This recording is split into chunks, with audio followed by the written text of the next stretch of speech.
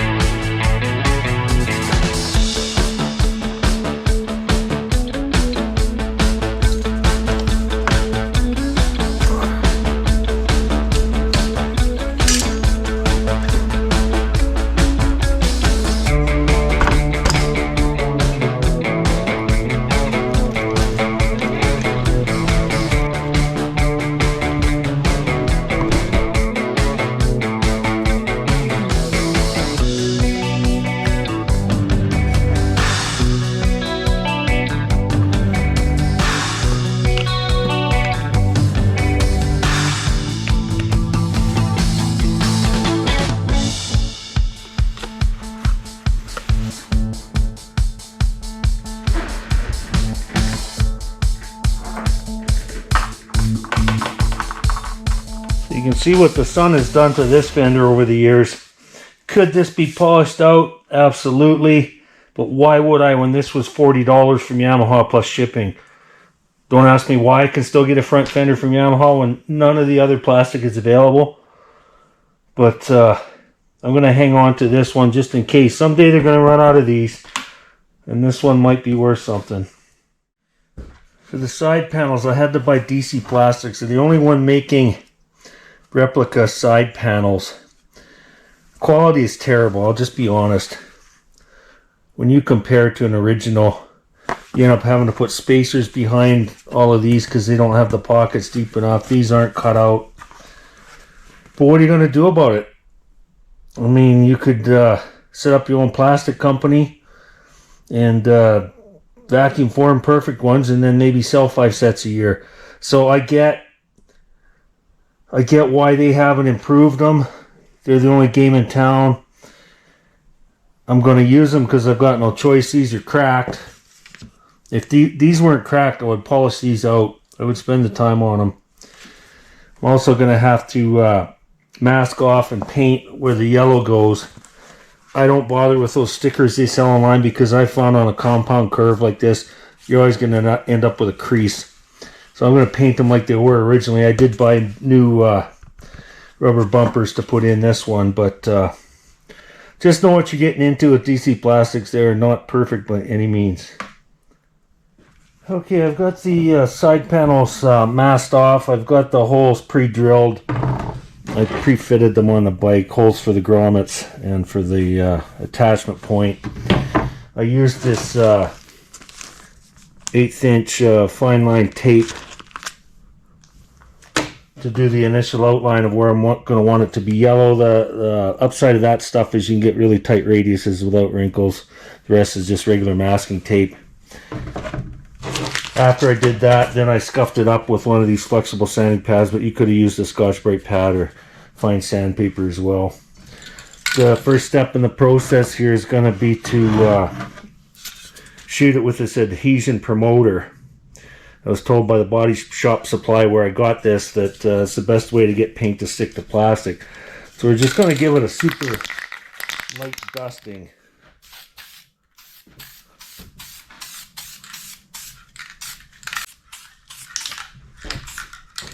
So you can see it flashes off pretty fast. So once that's dried, about 10 minutes, I'm going to come back and hit it with the primer.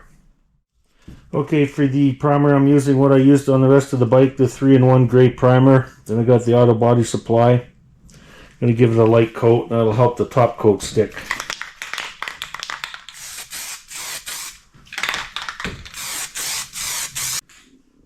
Okay, that's all I'm going to put on there. We're just going to lightly scuff it before I spray the top coat. It is a little orange peely, but it's a high build primer, so it's supposed to do that.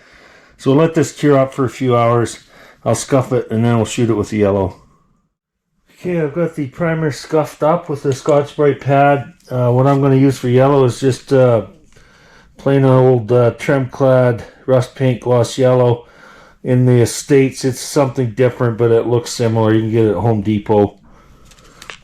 I think it's close enough to the yellow that's going on the front number plate. So let's give this a try.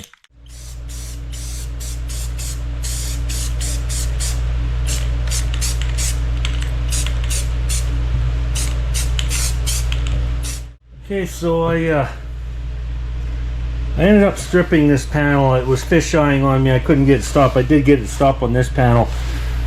Pretty nice paint lines, no bleed. Come up pretty good. I think what happened with the fisheye is when I scuffed it with the Scotch-Brite must have been contaminated. So when I stripped it, reprimed it, I didn't sand in between, and it went on really nice. So lesson learned there. Looks good. We'll let that dry for a while more, and then I'll pull the tape off. Well, I think that come up pretty nice. For being DC plastics and not the best quality, I did have to trim a lot up here to get the seat to sit. But for not being the best quality, they don't look too bad once I get the new rubber grommets in. If you really wanted to, I suppose you could try cutting those out with a knife, but I figure there's too much risk, and you're not going to hide the fact that it's not an original panel anyway.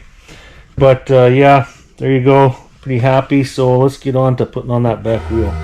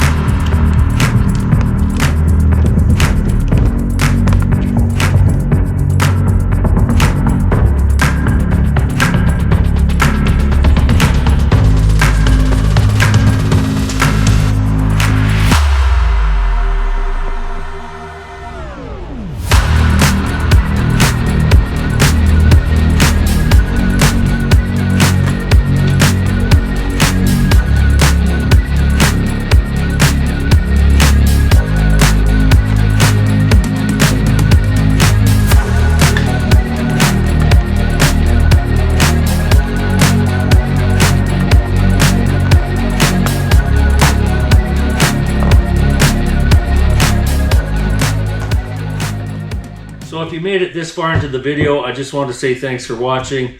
This bike has come a long way. If it's the first episode you're watching, there's 10 more episodes on me restoring this. Hopefully some of the stuff I've shown is going to help you with your project.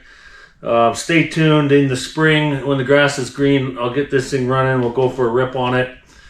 Once again, thanks for tuning in. Welcome to the before and after.